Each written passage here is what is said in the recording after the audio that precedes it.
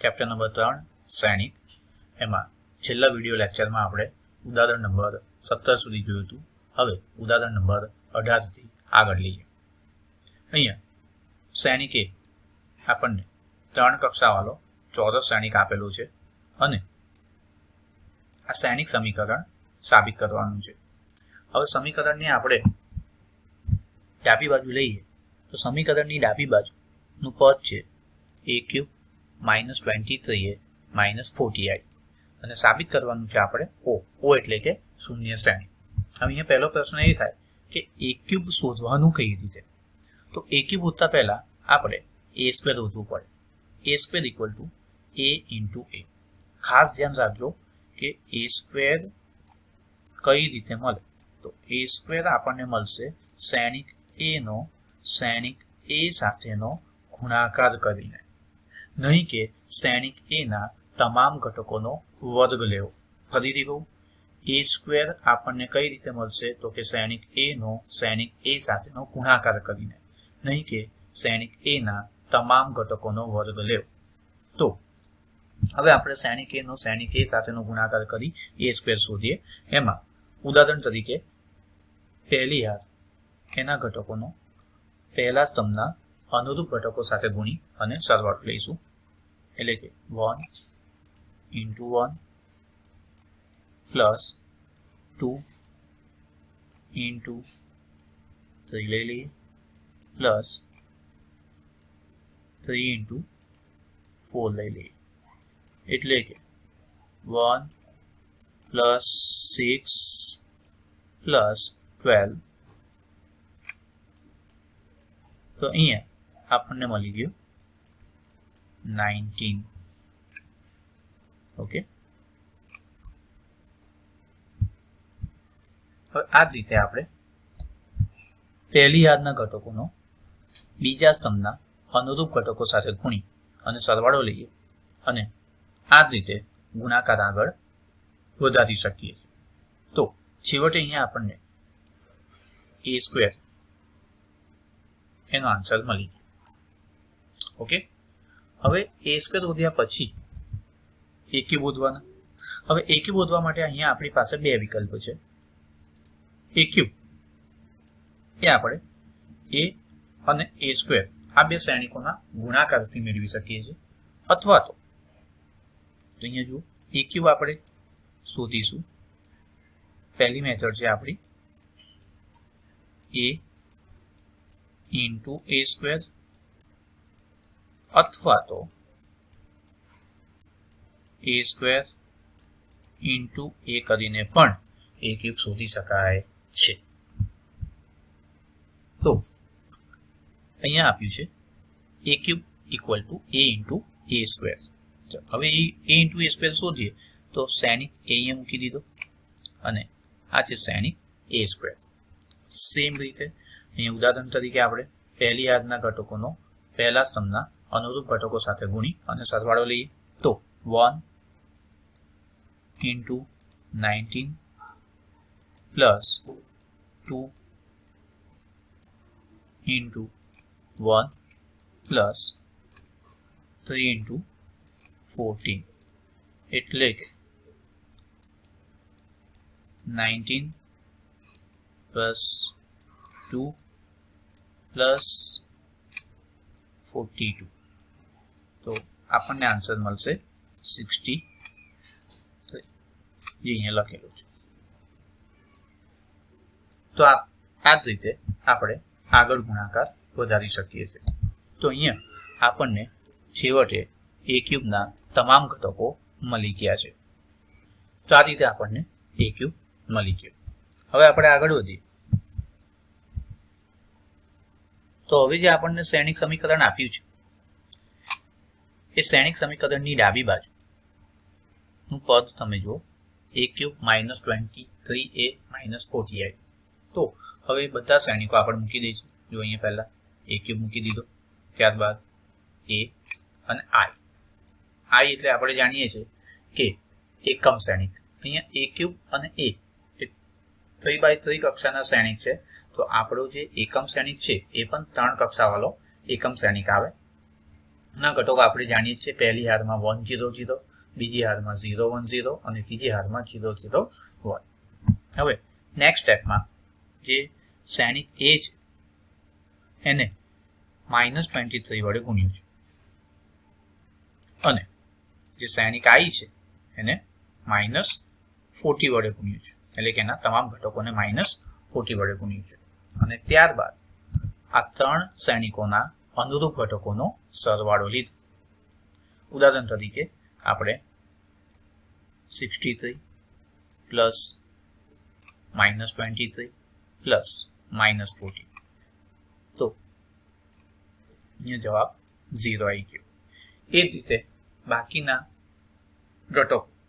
જે અનુરૂપ ઘટકો છે એનો સરવાળો લઈએ તો તમામ ઘટકો અહીંયા શૂન્ય મળે છે, એટલે કે આપણો જવાબ આવી ગયો શૂન્ય શ્રેણિક સાબિત થઈ. તો એ ખાસ વસ્તુની ધ્યાન આપણે a² અને a³ શોધવામાં રાખવાનું છે. હવે આગળ વધી ઉદાહરણ 19. એમાં વિધાનસભાની એક ચૂંટણીમાં એક રાજકીય પક્ષ પોતાના ઉમેદવારોનો પ્રચાર ટેલિફોન, પ્રત્યક્ષ મુલાકાત અને પત્ર લખવા જેવી 3 રીતે કરવા પ્રસાર માધ્યમને ભાડે લે છે. શ્રેણિક એમાં સંપર્ક દીઠ ભાવ પૈસામાં નીચે પ્રમાણે આપ્યો છે. તો શ્રેણિક એમાં સંપર્ક દીઠ ભાવ આપેલો છે. તમે અહીંયા જુઓ કે એક ટેલિફોન કરવાનો ભાવ છે 40 પૈસા, એક જણની ત્યાં પ્રત્યક્ષ મુલાકાત કરવાનો ભાવ છે 100 પૈસા એટલે કે 1 રૂપિયો, અને એક પત્ર લખવાનો ભાવ છે 50 પૈસા. હવે બે શહેરો x અને y માં દરેક પ્રકારના સંપર્કની સંખ્યા નીચે પ્રમાણે આપેલી છે. તો બે શહેર છે x અને y, બંનેમાં પ્રચાર કરે છે. તો x શહેર એમાં ટેલિફોન દ્વારા 1000 વ્યક્તિ, પ્રત્યક્ષ મુલાકાત દ્વારા 500 વ્યક્તિ અને પત્ર લખીને 5000 વ્યક્તિનો સંપર્ક કરવામાં આવે છે. એ જ રીતે y જે શહેર છે એમાં ટેલિફોન દ્વારા 3000, પ્રત્યક્ષ મુલાકાત દ્વારા 1000 અને પત્ર લખીને 10000 વ્યક્તિઓનો સંપર્ક કરવામાં આવે છે. આપણે બે શહેરો x અને y માં પક્ષ દ્વારા ખર્ચવામાં આવેલ કુલ રકમ શોધવાની છે, એટલે કે ભાઈ આ પ્રચાર કરવાનો ખર્ચ કેટલો થયો બંને શહેરોમાં. તો એના માટે દેખીતું છે કે આપણે આ બે શ્રેણિક A અને શ્રેણિક B આ બે શ્રેણિકોનો ગુણાકાર કરવો પડે. પણ પ્રશ્ન છે કે બે શ્રેણિકોનો ગુણાકાર કરવા માટે A × B કરવું કે B × A કરવું. તો શ્રેણિક ગુણાકારના નિયમોને ધ્યાનમાં રાખીએ તો A × B એ શક્ય નથી. એટલા માટે A × B શક્ય નથી કારણ કે શ્રેણિક A ના સ્તંભની સંખ્યા અને શ્રેણિક B એની હારની સંખ્યા સમાન હોવી જોઈએ. અહીંયા તમે જુઓ કે શ્રેણિક એમાં એક સ્તંભ છે, જ્યારે શ્રેણિક B એમાં 2 હાર છે, એટલે A અને B નો ગુણાકાર થાય નહીં. એટલે અહીંયા આપણે B અને A નો ગુણાકાર કરીશું. તો B અને A નો ગુણાકાર થઈ શકશે કારણ કે તમે અહીંયા જુઓ કે શ્રેણિક B માં કેટલા સ્તંભ છે, તો કે શ્રેણિક B માં 3 સ્તંભ છે અને શ્રેણિક A માં 3 હાર છે. એટલે B અને A નો ગુણાકાર કરી આપણે કુલ ખર્ચો શોધીશું. ચલો હવે B અને A નો ગુણાકાર કરવો હોય તો શું કરવાનું? એ જ વસ્તુ, પહેલી હાર ના ઘટકોને પહેલા સ્તંભના અનુરૂપ ઘટકો સાથે ગુણી સરવાળો લઈશું. એટલે અહીં એક ઉદાહરણ બતાવી દઉં.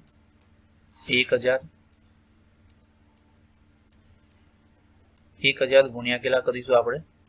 40 વત્તા 500 ગુણ્યા કેટલા કરવાના છે આપણે? 100. 500 ને 100 આપણે ગુણીશું વત્તા 5000 × 50 એટલે 40000 વત્તા 50000 વત્તા 2,50,000. એ જ રીતે હવે પહેલી હાર ના ઘટકોને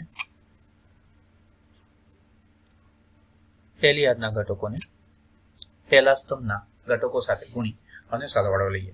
એટલે કે 3000 ગુણ્યા 40 કરીશું. અહીં તમે જુઓ આપણે સૈનિક બી અને એ નો ગુણાકાર કરી રહ્યા છે. 3000 ગુણ્યા 40 એટલે કેટલા આવશે? 1,20,000 વત્તા 1000 ગુણ્યા 100 એટલે 1 લાખ અને 10,000 ગુણ્યા 50 એટલે કે 5 લાખ. હવે બધાનો સરવાળો કરીએ એટલે અહીંયા આપણને આન્સર મળે છે 3,40,000 અને 7,20,000. આ આન્સર જે આવશે એ પૈસામાં આવશે. એટલે એને રૂપિયામાં કન્વર્ટ કરીએ તો બંને શહેરમાં અનુક્રમે 3400 અને 7200 રૂપિયાનો ખર્ચો થયો. તો અહીંયા સિમ્પલ એક જ વસ્તુને ધ્યાનમાં રહેવાની હતી કે એ અને બી સૈનિકનો ગુણાકાર કરવો કે બી અને એનો. ઓકે, તો બી અને એનો ગુણાકાર શક્ય છે એટલે એ પ્રમાણે અહીંયા આન્સર આવે. તો હવે આપણે સ્વાધ્યાય 3.2 ના કેટલાક દાખલાઓની ચર્ચા કરીશું. એમાં પ્રશ્ન 3 છે, એમાં બીજો દાખલો આ બે સૈનિક જે આપેલા છે એનો ગુણાકાર કરવાનો છે. તો એક અગત્યની વસ્તુ છે આની અંદર કે પ્રથમ સૈનિક એના સ્તંભની સંખ્યા અને બીજા સૈનિક એની હારની સંખ્યા સમાન હોવી જોઈએ. તો પ્રથમ સૈનિક જે છે એમાં એક જ સ્તંભ છે અને બીજા સૈનિકમાં એક હાર છે. તો આ બંને સૈનિકોનો ગુણાકાર શક્ય છે. ચલો હવે આપણે જે ગુણાકાર સૈનિક છે એ ગુણાકાર સૈનિકની કક્ષા કઈ આવશે? તો અહીંયા તમે જો કે પ્રથમ સૈનિક જે છે એની કક્ષા આવશે 3/1 અને બીજા સૈનિકની કક્ષા આવશે 1/3. તો આપણે આ સમાન સ્તંભ અને સમાન હાર કેન્સલ કરીએ તો ગુણાકાર સૈનિકની કક્ષા થશે 3/3. ઓકે, હવે આ ગુણાકાર કેવી રીતે થાય? તો સેમ વસ્તુ આપણો જે નિયમ છે એ જ પ્રમાણે કે પહેલી હાર ના ઘટકોને પહેલા સ્તંભના અનુરૂપ ઘટકો સાથે ગુણી સરવાળો લેવાનો. હવે અહીંયા પહેલી હારમાં એક જ ઘટક છે 1, એનો પહેલા સ્તંભમાં ઘટક 2 સાથે ગુણાકાર કરીશું, બીજું કશું છે જ નહીં. એટલે 1 × 2 એટલે જવાબ આવે 2. એ જ પ્રમાણે આપણે આગળ વધીએ તો પહેલી હાર બીજો સ્તંભ 1 × 3 અને પહેલી હાર ત્રીજો સ્તંભ એટલે કે 1 × 4 એટલે કે 4 મળશે. તો આ રીતે આપણને ગુણાકાર સૈનિકના પહેલી હારના ઘટકો મળી ગયા અનુક્રમે 2, 3 અને 4. આ જ રીતે આપણે આગળ ગુણાકાર વધારી શકીએ છીએ. બીજી હાર પહેલો સ્તંભ એટલે 2 × 2, એ જ પ્રમાણે 2 × 3 બીજી હાર અને બીજા સ્તંભના અનુરૂપ ઘટક સાથે ગુણાકાર કરીએ અને બીજી હાર ત્રીજો સ્તંભ એટલે 2 × 3, 2 × 4. ઓકે, તો અહીંયા આ ગુણાકાર સૈનિકનો જવાબ આપણો આવી ગયો. હવે જે પ્રશ્ન 3 એનો 5મો, એમાં પણ આપેલ બે સૈનિકનો ગુણાકાર જ કરવાનો છે. તો હવે તમે જુઓ કે આ જે પ્રથમ સૈનિક છે એની કક્ષા કઈ છે? તેમાં 3 હાર અને 2 સ્તંભ છે એટલે કક્ષા આવે 3/2. અને બીજો સૈનિક એની કક્ષા જુઓ 2 હાર અને 3 સ્તંભ છે. ઓકે, હવે આપણે આ સમાન હાર સ્તંભ કેન્સલ કરીએ તો ગુણાકાર સૈનિકની કક્ષા 3/3 થશે. કોઈ પણ બે સૈનિકનો ગુણાકાર કરતા પહેલા આપણે વાત કરી છે કે ગુણાકાર સૈનિકની કક્ષા મગજમાં ક્લિયર હોવી જોઈએ. બસ હવે આપણે આગળ જે ગુણાકાર કર્યો એ જ રીતે પહેલી હારના ઘટકોને પહેલા સ્તંભના અનુરૂપ ઘટકો સાથે ગુણી અને સરવાળો લઈશું એટલે કે 2 × 1 પ્લસ 1 × -1 એટલે 2 - 1 જવાબ આવે 1. આ જ રીતે આપણે અન્ય ઘટકો પણ મેળવી શકીએ છીએ. ચલો હવે છે સ્વાધ્યાય 3.2 એનો 7મો દાખલો. એક અગત્યના દાખલા તરીકે આને ગણી શકાય. એમાં બે શ્રેણિક સમીકરણ આપણને આપેલા છે. પહેલું છે 2x + 3y અને બીજું શ્રેણિક સમીકરણ આપ્યું છે એમાં 3x + 2y આપેલા છે. તો આપણે શ્રેણિક x અને શ્રેણિક y શોધવાના છે. તો અહીંયા દેખીતું છે કે જે શ્રેણિક સમીકરણ છે એનો જવાબ આવે છે 2/2 કક્ષાના શ્રેણિક છે. એનો મતલબ કે x અને y પણ 2/2 કક્ષાના શ્રેણિક હોવા જોઈએ. હવે સેમ આપણે જે ઉદાહરણમાં આગળ ચર્ચા કરી એ પ્રમાણે લોપની રીતે આનો ઉકેલ મેળવી શકીએ છીએ.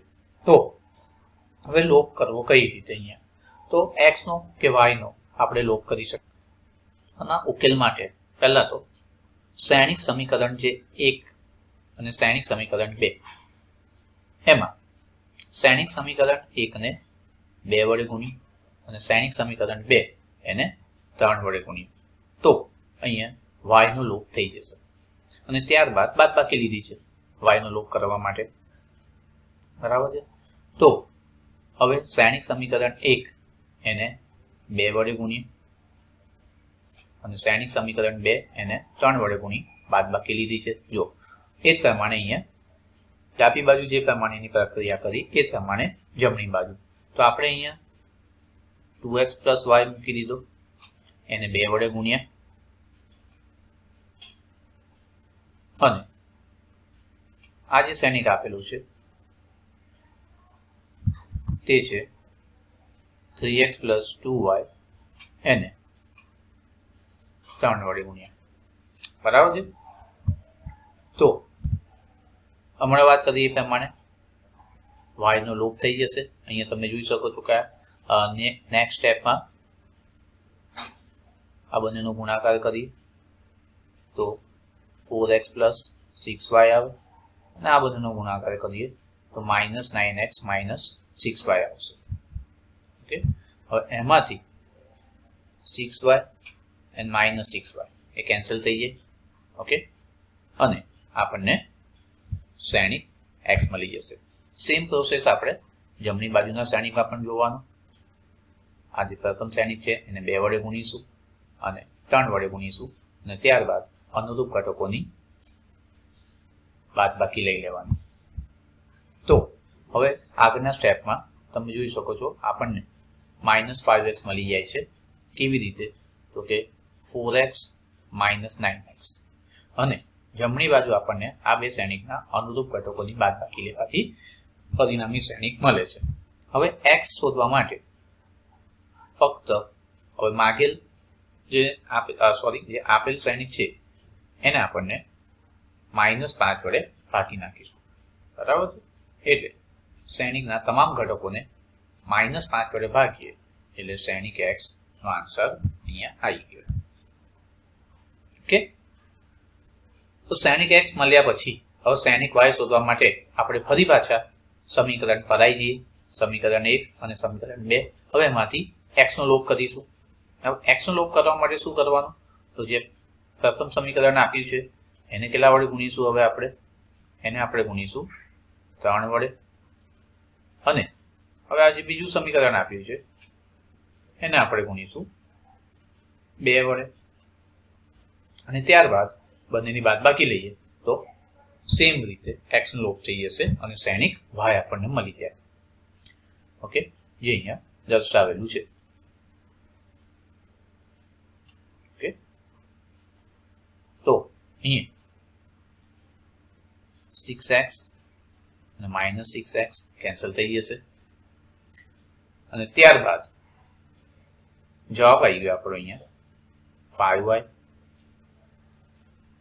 અને પછી 5 વડે અહીંયા ભાગી અને માગેલ શ્રેણિક y મળી ગયો છે.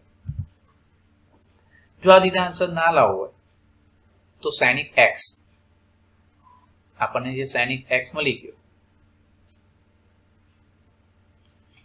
એની કિંમત આપણે આ બેમાંથી કોઈ એક સમીકરણમાં મૂકી અને શ્રેણિક y શોધી શકીએ છીએ. એ રીતે પણ તમે શ્રેણિક y મેળવી શકો છો. ઓકે, તો ટૂંકમાં જે આપણે લોપની રીત અગાઉ ભણી ગયા એ જ રીતે અહીંયા લોપની રીતે x અને y બે શ્રેણિકો મેળવેલા છે. ચાલો. તો હવે આપણે નેક્સ્ટ દાખલો લઈએ આગળ, 8મો દાખલો. હવે 8મો દાખલો પણ એકદમ ઈઝી છે. એમાં સૈનિક y આપેલો છે, એના ઘટકો છે 3, 2, પહેલી યાદના ઘટકો અને બીજી યાદના ઘટકો છે 1, 4. અને એક સૈનિક સમીકરણ જ આપ્યું છે અહીંયા જુઓ, 2x + y = 1, 0 અને -3, 2. તો આપણે x શોધવાનો છે સૈનિક. હવે કીધું છે કે ભાઈ y એ 2/2 કક્ષાનો સૈનિક છે, તો x પણ આપણને 2/2 કક્ષાનો જ મળશે. બસ ફક્ત કશું નથી કરવાનું, આ જે સૈનિક સમીકરણ આપ્યું છે એમાં x ને આપણે સૂત્ર કરતા બનાવી દઈએ. તો એના માટે સૌપ્રથમ શું કરીશું, તો પહેલા તો આપણે આ જે y છે એ y ને આપણે બરાબરની બીજી બાજુ લઈ જઈશું. એટલે શું થઈ ગયું, અહીંયા -y થઈ ગયું. ઓકે, અને પછી સૈનિક y એના ઘટકો મૂકી દીધા, રાઈટ. ત્યારબાદ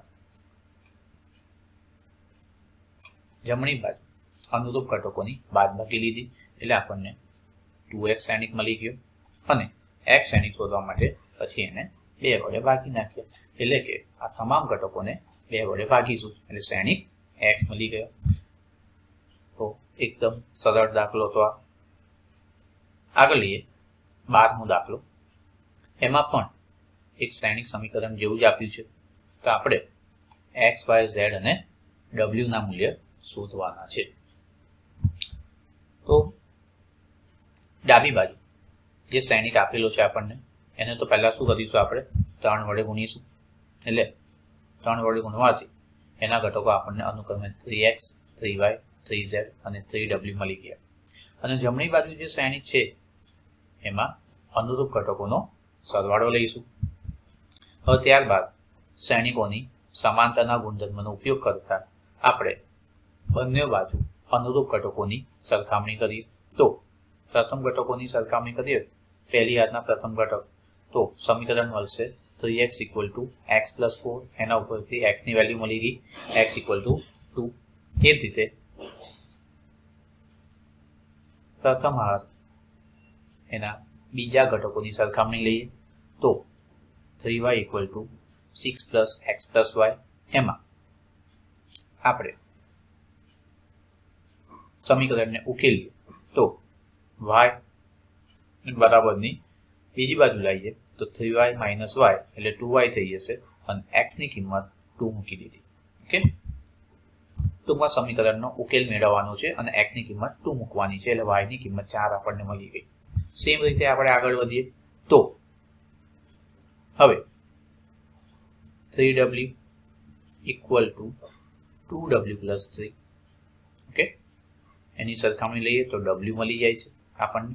અને છેલ્લે 3z = -1 + z + w. અને એમાં w ની કિંમત આપણે 3 મૂકી દઈએ એટલે z ની કિંમત 1 મળી જાય છે. આ પણ એકદમ સરળ વસ્તુ છે. તો આ રીતે આપણને x = 2, y = 4, z = 1 અને w = 3 મળી ગયા. આગળ છે 13મો દાખલો, અને એક અગત્યના દાખલા તરીકે લઈ શકાય. તો 13મા દાખલામાં આપણને f of x એક વિધેય આપ્યું છે, અને આ વિધેય શ્રેણિક સ્વરૂપમાં છે. ઓકે, તો સાબિત કરવાનું છે આપણે f of x * f of y = f of x + y. તો પહેલા આપણે ડાબી બાજુ નું પદ લઈશું, f of x * f of y, એટલે કે f of x અને f of y નો ગુણાકાર કરવાનો. ચલો, તો પહેલા f of x તો આપેલું છે આપણને. ઓકે, હવે f of y શોધવું હોય તો f of y શોધવા માટે શું કરવાનું, તો આ જે વિધેય છે આપણું, એમાં x ની જગ્યાએ જ્યાં જ્યાં x દેખાય છે બીજી પણ જગ્યાએ ત્યાં આપણે y મૂકી દઈશું, એટલે આપણને f of y મળી ગયું. જુઓ, ઓકે, જ્યાં x છે ત્યાં y મૂકી દીધું એટલે f of y મળી ગયું. ત્યારબાદ હવે બે સૈનિકોનો ગુણાકાર કરીશું, f of x * f of y. હવે ગુણાકારમાં પણ આપણો એ જ નિયમ, આગળ વધારીએ ગુણાકારનો નિયમ. ચલો, એમાં પહેલી ના ઘટકોને પહેલા સ્તંભના અનુરૂપ ઘટકો સાથે ગુણી સરવાળો લઈશું. ધેટ મીન્સ કે cos x into cos y plus minus sin x into sin y plus 0 into 0 એટલે cos x into cos y minus sin x into sin y આ મળી ગયું આપણને. ત્યારબાદ એ જ રીતે આગળ વધીએ તો પહેલી અને બીજો સ્તંભ એટલે કે cos x into minus sin y minus sin x into cos y અને 0 into 0 આ રીતનું આવી જશે આપણને minus cos x into sin y minus sin x into cos y. હવે આ જ રીતે પહેલી અને ત્રીજા સ્તંભના અનુરૂપ ઘટકો એટલે કે cos x into 0. ચલો cos x into 0 કેટલા થાય? 0 થાય. minus sin x into 0 minus sin x into 0 અને એ જ રીતે 0 into 1 એ પણ 0 થઈ જાય એટલે છેવટે આપણને આ ઘટક શૂન્ય મળી ગયું. ઓકે,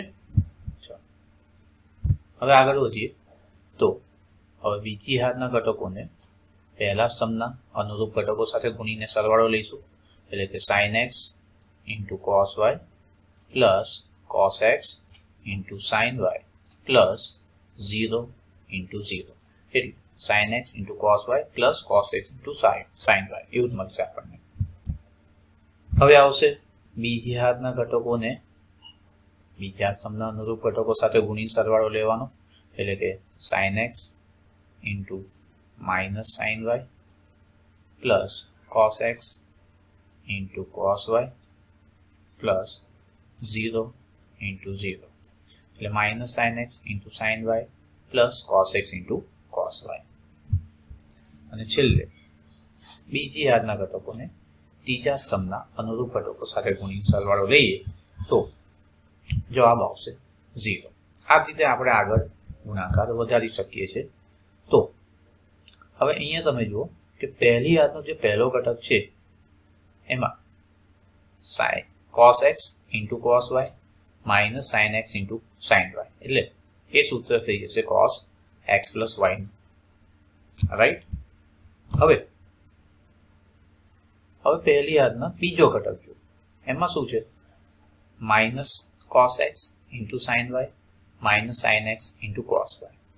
હવે આની અંદર થી આપણે માઇનસ કોમન કાઢી અને ઘટકોની ખાલી ગોઠવણી કરી તો શું થશે sin x into cos y plus cos x into sin y.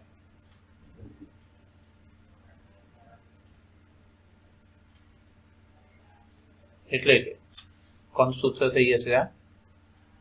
આ સૂત્ર થઈ જશે minus sine X plus Y. Okay, minus sine X plus Y નું સૂત્ર થઈ ગયું. આ જ રીતે હવે આગળ તમે જુઓ કે sin x into cos y plus cos x into sin y એ તો સીધું સૂત્ર છે sin x plus y. અને બીજી હાથનો જે બીજો ઘટક છે એમાં આપણે પદોને આગળ પાછળ કરી એટલે કે આગળનું પદ cos x into cos y લઈ લઈએ અને એના પછીનું પદ minus sin x into sin y લઈ લઈએ તે સૂત્ર થઈ જશે cos x plus y નું. ઓકે, તો હવે આપણું જે વિધેય છે અહીંયા જુઓ રકમમાં આપણને શું આપ્યું છે f of x equal to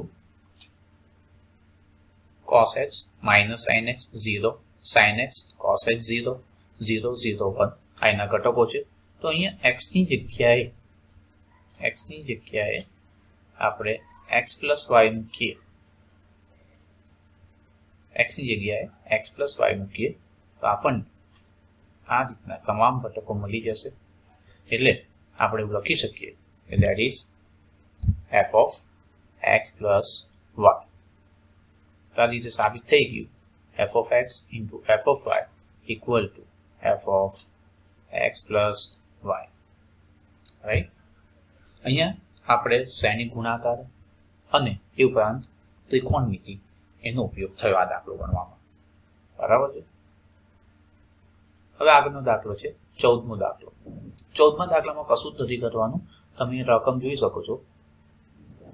ફક્ત એટલું સાબિત કરવાનું છે કે શ્રેણિક ગુણાકારમાં ક્રમનો નિયમ જળવાતો નથી. તો હવે સિમ્પલ શ્રેણિકોના ગુણાકાર આપણને હવે આવડી ગયા છે. તો ડાબી બાજુ આપણે આપેલ આ બે શ્રેણિકોનો ગુણાકાર કરીશું અને એ ગુણાકારનો આન્સર આવે છે. એ જ પ્રમાણે હવે જમણી બાજુ ક્રમ ઉલટાઈને આપણે એ બે શ્રેણિકોનો ગુણાકાર કરીએ તો આ જવાબ આવે છે. એટલે દેખીતું છે કે ડાબા નોટ ઇક્વલ ટુ જબા. સિમ્પલ વસ્તુ છે. ફક્ત હવે આની અંદર આ દાખલામાં શ્રેણિકોના ગુણાકારનો કોન્સેપ્ટ જ આપણને કામ લાગશે. તો 3.2ના બીજા દાખલા સાથે આપણે આવતા વિડીયો લેક્ચરમાં મળીશું. ઓકે.